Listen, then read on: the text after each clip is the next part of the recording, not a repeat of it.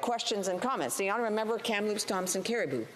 Thank you, Madam Speaker. It's always a pleasure to rise on behalf of the people from Kamloops Thompson Caribou. And I listened to my colleague's speech, and I am absolutely puzzled as to what he said. And not only puzzled as to what he said, but the audacity to imply that Canadians have never had it so good because of this Liberal government. I will remind this member and the Liberal government that he is so loyal to that 2%, that is the amount that interest rates have risen as a result of this government's inflationary spending. That means that on a $500,000 mortgage, the average family will be paying $10,000 more per year in interest alone. How can he stand there and defend this government's record and put us as Conservatives down when we've been calling for an end to this inflationary spending, when it's that side of the House that's the problem? The Honourable Parliamentary Secretary. Madam Speaker, I look over across the way and I see this cloud of darkness and depressing.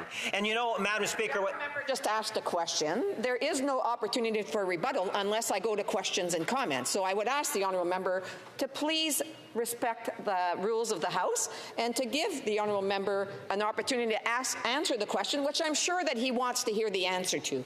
The Honourable Parliamentary Secretary. Thank you, Madam Speaker.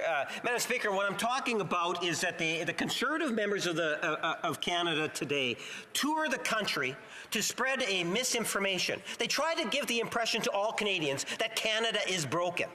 Well, Madam Speaker, I would take that member or any member of the Conservative caucus at any point in time, welcome them to come to Winnipeg North and have that debate in my constituency. I'd welcome that opportunity.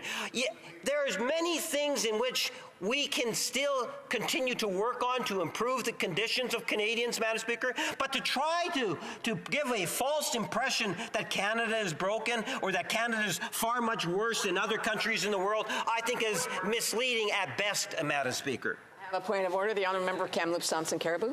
Madam Speaker, he just invited me to his riding. I'd like to invite him to Kamloops Thompson.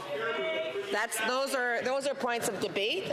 I want to remind members to use point of orders appropriately to ensure that the time for the House is very well respected.